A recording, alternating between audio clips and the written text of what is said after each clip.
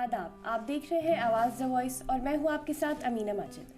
आज मेरे साथ मौजूद है रक्षंदा रूही, जो जामिया मिल्लिया इस्लामिया में टीचर होने के साथ साथ कलमकार भी हैं और जिन्हें मध्य प्रदेश में राष्ट्रीय पुरस्कार से भी नवाजा गया है। आइए करते हैं उनसे बात। जी, मैं भी आपकी शुक्रगुजार हूँ अमीना। सबसे पहले आपसे यही सवाल होगा कि आपने अभी तक कितनी किताबें लिखी हैं और वो किन मौजू पर होती हैं? देखिए, मुझे जो शौक़ है वो कहानियाँ लिखने का है, जो मेरा बचपन से एक अरमान भी कह सकती हैं आप, क्योंकि मैंने एक ऐसे माहौल में बड़े होने पर अपने को पाया कि जहाँ किताबें ही थी मेरी दुनिया। हमारे जो वालिद साहब थे और हमारी अम्मी, सबको किताबों से बड़ा लगाव था, तो बचपन से मेरे अंदर एक शौक़ था कि मैं अफ़साने लिखूँ। तो अभी तक तो मैंने बहुत सारे अफ़साने लिखे, जिसमें से मेरे 2 कलेक्शन या मजमूए आ चुके हैं और 5 मेरी ऐसी किताबें हैं जिनका मैंने ट्रांसलेशन किया है, जिसमें पाकिस्तानी नॉवेल भी हैं और हिंदुस्तानी कुछ किताबें भी हैं। एज अ टीचर और ऑथर आपका सफ़र कैसा चल रहा है अभी तक? टीचर होना तो एक मेरा प्रोफेशन है, मेरा शौक़ भी है और दोनों बातें कह सकती हैं, लेकिन लेखन या लिखाई एक जुनून है मेरा और मैं चाहती हूँ कि मेरी राइटिंग्स लोगों को ऐसे भाएं कि वो उसको ज़रूर अपनी ज़िंदगी में भी उतारें, क्योंकि मुझे लगता है समाज में राइटर का इस वक्त काफ़ी योगदान या रोल हो सकता है। एक उस्ताद के नज़रिए से मैं आपसे ये जानना चाहूँगी कि स्टूडेंट्स का उर्दू की तरफ क्या रवैया है, मतलब कितना इंटरेस्ट लेते हैं? देखिए, सारी ही जो 3rd लैंग्वेजेज़ हैं हमारे पास, आप संस्कृत ले सकती हैं, आप फ्रेंच ले सकती हैं, आप उर्दू पर्शियन ले सकती हैं, उन सब का वही एक हाल इसलिए हो गया है कि हमारे घरों में उनको पढ़ाने लिखाने का एक जो रिवाज था वो अब ख़त्म हो गया है। मैं अपने बचपन की बात बताऊं और आपके घर में भी शायद कुछ ऐसा हुआ होगा। स्कूलों में तो उर्दू बरसों से ख़त्म हो चुकी है, हमने भी नहीं पढ़ी है, लेकिन हमारे यहाँ उर्दू का माहौल था, हमने तख्ती पर भी लिखना सीखा है। तो मुझे लगता है बच्चों का इंटरेस्ट बनाने के लिए हमें पेरेंट्स को फिर से गाइड करना होगा और वो बच्चों को घर में ही पढ़ाएं तो ज़्यादा बेहतर होगा, इंटरेस्ट डेवलप हो सकता है, ऐसा मेरा ख्याल है। जैसे आपने लैंग्वेज की बात की, तो नई लैंग्वेज को पढ़ना और सीखना कितना ज़रूरी है आज के वक्त में? बहुत ज़रूरी है, क्योंकि हम उसमें अपनी एक हॉबी तलाश कर सकते हैं और काफ़ी हद तक आजकल लड़कियां और आप भी इस प्रोफेशन से जुड़ गई हैं जैसे, तो हम उस लैंग्वेज से प्रोफेशनली भी अटैच हो सकते हैं और पैसा भी कमा सकते हैं और शौक़ तो खैर होता ही है हमारा, ज़रूर पढ़ना चाहिए मुझे लगता है। जैसे उर्दू टीचिंग में लोग अभी कितने आ रहे हैं, मतलब आपको क्या लगता है उर्दू टीचिंग का मुस्तकबिल क्या है? देखिए, स्टूडेंट होगा तो टीचर होगा, स्टूडेंट जब पैदा होगा, जब घर का माहौल होगा, घर में बच्चों को पढ़ाएंगे तो आगे बढ़ेंगे। मुझे लगता है उर्दू ज़रूर पढ़नी चाहिए और उर्दू तो सकाफ़ती ज़बान है हमारी और बहुत से मुल्कों में बोली और समझी जाती है, तो उर्दू ज़रूर पढ़िए और टीचर्स को भी मैं कहती हूँ कि ज़रूर पढ़ाइए, अच्छा मुस्तकबिल है मुझे लगता है और होगा।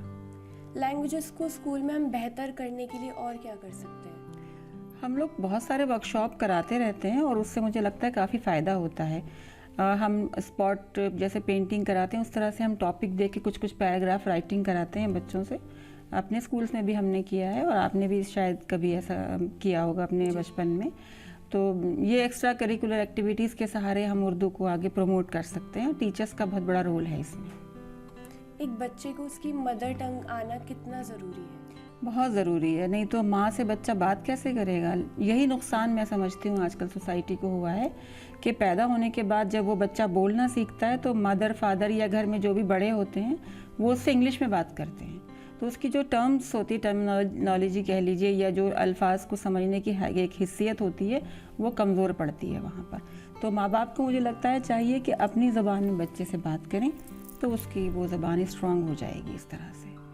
जैसे हम देख रहे हैं जो यंग जनरेशन है उसका उर्दू की तरफ रुझान कहीं ना कहीं जा रहा है। जैसे हम फेस्टिवल्स देख लें तो वहाँ बहुत ज़्यादा तादाद में लोग देखने को मिलते हैं, तो इस पर आप क्या कहना चाहेंगे? हाँ, अभी देखिए रेख्ता, जश्न रेख्ता अगर आपने देखा है, कवरेज उसका टीवी पे था, मैं तो पर्सनली गई थी वहाँ पर, तो वहाँ एक तादाद थी यंगस्टर्स की और वो खाली ये नहीं था कि सिर्फ एक कव्वाली सुनने या कोई गज़लें सुनने आ गए थे, बल्कि वो टॉक शोज़ में भी हिस्सा ले रहे थे। तो इससे मुझे लगता है कि उर्दू का मुस्तकबिल बहुत अच्छा है और बच्चे उसमें इसलिए भी इंटरेस्ट लेते हैं क्योंकि उसका जो अपना डिक्शन है, जो बोलने का तरीक़ा है, जो बात करने का उसमें एक शाइस्ता लबो लहजा है, वो लोगों को भाता है बहुत। जी, जैसे आपने बताया कि आपको कहानियाँ लिखने का शौक़ है, तो कोई एक कहानी उसके पीछे की दिलचस्प आप हमें बात बताना चाहें तो, یہ کوئی ایک کہانی جو آپ کے بہت دل کے قریب ہے؟ جی، میری ایک کہانی میرے دل کے بہت قریب ہے، کیونکہ مجھے لگتا ہے کہیں کہیں سے میری زندگی کے کچھ حصے شامل ہو گئے ہیں، جانے انجانے ہو گئے ہیں، جبکہ رائٹر کی مجھے لگتا ہے ایک کمزوری ہے یہ کہ وہ اپنی نجی زندگی اس میں شامل کر لے. لیکن شروعات میں جب ہم افسانے یا کہانی لکھتے ہیں، اپنے کو ایکسپریس کرتے ہیں، تو ذاتیات شامل ہوتی ہیں اس کے اندر.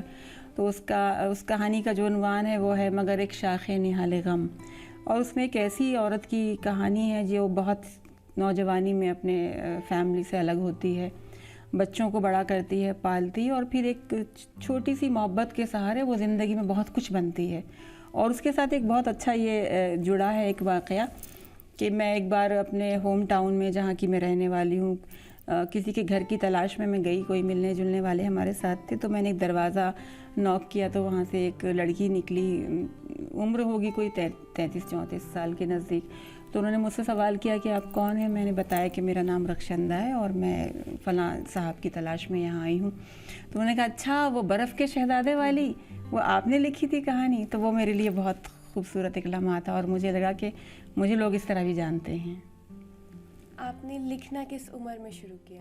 دیکھیے، لکھنا تو میں نے بہت چھوٹی عمر میں نہیں شروع کیا تھا، کیونکہ میں جیسے ہوتا تھا پہلے زمانے میں کہ 14 سال میں ہم نے ہائی اسکول کا امتحان دیا، اور پھر 17 سال میں میرا رشتہ ہوا، اور 17.5 سال میں میری شادی ہو گئی، پھر میرے 2 بچے ہوئے. تو میں نے اس وقت کہانی، افسانے، شاعری صرف پڑھا کرتی تھی، اور ایک ارمان تھا کہ لکھوں گی ضرور. تو میرا جو پہلی کہانی میں نے جو لکھی باضابطہ طور پہ، جس کو میں کہانی کہہ سکتی ہوں، وہ میری عمر اس وقت 30 سال کے پاس تھی، تقریباً 30 سال 28 سال ہوگی. تو میں نے بڑے ہو کے لکھی ہے کہانی. تو آپ کے موضوع زیادہ تر کہانی پہ کس موضوع پر ہوتی ہے آپ کی کہانی؟ مجھے بہت درد اور بہت دکھ اور بہت تکلیف والی کہانی نہیں لکھی جاتی ہے مجھ سے. میں نے لکھی ہیں کیونکہ وہ بھی ضرور ہوتا ہے، ایموشنل چیزیں ہماری زندگی میں ہوتی رہتی ہیں، لیکن میں ان کہتے ہیں نا زخموں کی نمائش مجھے کرنا پسند نہیں ہے، میں نہیں کرتی ہوں. میں نے محبت کے موضوع پہ کہانیاں لکھی ہیں. مجھے اچھا لگتا ہے کہ بچے پڑھیں اور محبت کی طرف ہی ان کا رجحان رہے. محبت سے بہت کچھ ممکن ہے، مجھے لگتا ہے. جیسے ہم دیکھ رہے ہیں اردو کی طرف ینگ جنریشن جا تو رہی، پر کہیں نہ کہیں کتابیں پڑھنے کا جو وہ تھا وہ ایک طرح سے ہٹتا جا رہا ہے. ہاں، وہ تو مجھے لگتا ہے انگلش کے ساتھ بھی ہو رہا ہے، وہ ہندی کے ساتھ بھی ہو رہا ہے، کیونکہ ہمارے ہاتھ میں ایک گیجٹ ہے، ایک چھوٹا سا جادو کا ایک پٹارا ہے جس کو ہم کھولتے ہیں تو دنیا اس کے اندر ہمیں روشن نظر آتی ہے، اور ہم رینڈم پڑھتے ہیں وہاں پر. مجھے لگتا ہے یہ کتابوں کا رجحان لوٹ کے آئے گا، ہم کتابیں پڑھیں گے اور ہمیں اچھی امید رکھنی چاہیے. جیسے جو لوگ ابھی آ رہے ہیں، لکھنے کی طرف آ رہے ہیں، اردو لٹریچر میں آ رہے ہیں، تو انہیں آپ کیا صلاح کیا دینا چاہیں گے آپ؟ ہاں، کل ہی مجھے جامعہ میں ایک بچہ ملا، نام مجھے اس کا یاد نہیں ہے، جو فکشن نگار ہے، اور بہت اچھی انہوں نے مجھے جو ٹاپکس بتائے، کہانیاں لکھ رہے ہیں وہ لوگ. میں ان سے یہی کہوں گی کہ خوب پڑھیں، لیجنڈ رائٹرس کو پڑھیں، پرانے جو ہمارے ادر لٹریچرس بھی دیکھ لیں. جیسے مجھے لگتا ہے کہ اگر رشین پڑھیں گے، اگر اسپینش پڑھیں گے، اگر فرینچ پڑھیں گے، جس کے ترجمے آ چکے ہیں ہندی اردو میں، تو بہت سی دماغ کی جو کہتے ہیں نا لائنز ہماری کھل سکتی ہیں، بہت سی نئے راستے بچوں کو معلوم ہو سکتے ہیں. تو خوب پڑھیں، اچھی طرح پڑھیں، پھر لکھنا شروع کریں. جیسے ہم چھوٹے بچوں کی بات کریں یا 1st سے لے کے 12th تک دیکھیں، تو وہاں کتنے لوگوں کا اردو میں انٹرسٹ ہے؟ مطلب کتنے بچے پڑھنا چاہتے ہیں؟ مجھے لگتا ہے کہ آج کل پڑھنے کا رجحان نہ انگلش میں ہے، نہ اردو میں ہے، نہ ہندی میں. اس کے بہت سارے ریزن، ڈسٹریکشن ہم دیکھ ہی رہے ہیں. اردو کا رجحان بچوں میں ضرور ہوتا ہے، اور مجھے لگتا ہے انہی بچوں میں زیادہ ہوتا ہے جن کے گھروں میں اردو پڑھی لکھی اور بولی جاتی ہے، کیونکہ وہ، میں نے پہلے بھی کہا، اس کی ووکیبلری سے، اس کے ڈکشن سے وہ بچے واقف ہوتے ہیں.